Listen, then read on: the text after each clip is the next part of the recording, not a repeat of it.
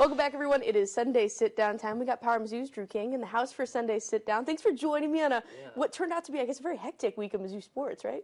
For sure. Going from basketball yesterday to softball today, it was a pretty hectic weekend, like you said. Right. Well, it must have been a nice breath of fresh air to get out to the softball stadium, especially with everything that's been happening on the basketball side of things. Right. Obviously, that's why we brought you here today. Let's dive into it again, to go winless in the SEC. I mean, when you jump back to the beginning of the season, is that something you could have seen happening? I don't think anybody really did. Going into the year, I think some people expected a step back, however big or small it was going to be, like not bringing back Kobe Brown and Demoy Hodge and the rest of the seniors. You knew that it was going to have to be a little bit of a reset this season. But with all of the injuries that Mizzou had happen this season, it really went off the rails for them going into conference play. And I think that once they had a couple losses in a row, that really kind of shook their confidence, and they just weren't ever able to get it back. When you look at the injuries, you think of John Tonje, Caleb Grill, even Caleb Brown out before the season even got going. How pivotal were those injuries for Mizzou fans? We've heard, Dennis mention it time and time again about these injuries. Yeah, I mean, so I'll start with Caleb Grill because I think that's the guy who we saw make the biggest impact this year. Really, really good perimeter defender. I think he was leading the team in rebounds when he went down with the injury, and just brought this edge about him on the court that nobody really else on the team had this season. So I think that he was a huge, huge loss for them.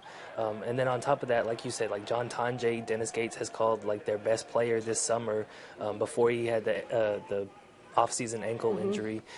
Caleb Brown, he called the most improved player. Connor Vanover had a really good game against Ole Miss and then gets a concussion and can't play the last couple of games of the season. It's been little stuff like that all year that has really held the team back. Trent Pierce is another guy. He had a decent game in the regular season finale on Saturday, but he had been out for 6 weeks, and it took him some time to get his legs back under him. So,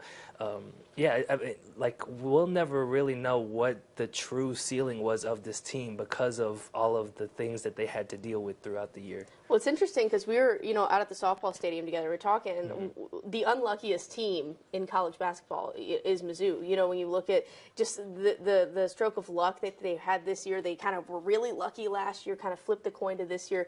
How much have you seen that? You've been at all these games, seeing that unluckiness, really. Yeah, you can't question the team's fight, right? Right. They're in every single one of these games that they're playing, and they usually keep it within a single-digit margin, right? So it often comes down to just a couple of plays. You look at their game against LSU on Saturday, had a 6-point lead at halftime, end up going down by 21 in the second half, and then race all the way back to cut it to 4 by the end.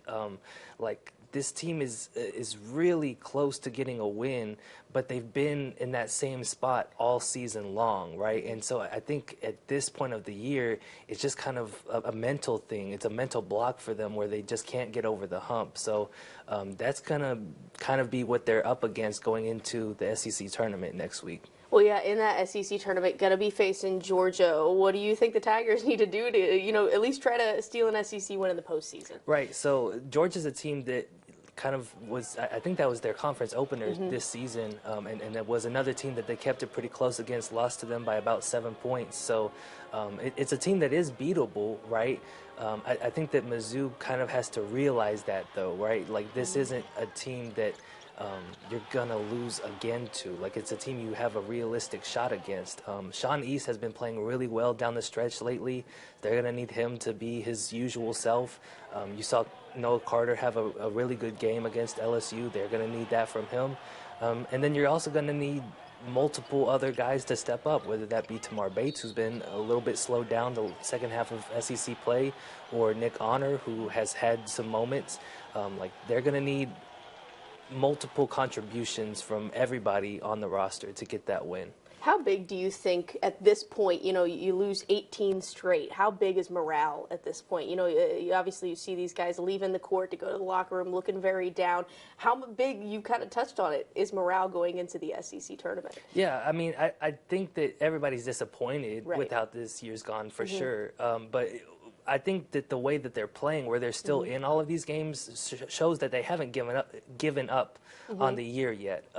So I think that they'll go into this, especially with the seniors knowing this their last year of eligibility, like they're going to give everything they have trying to keep the season alive. And so that's kind of what I'm expecting for them going into the SEC tournament.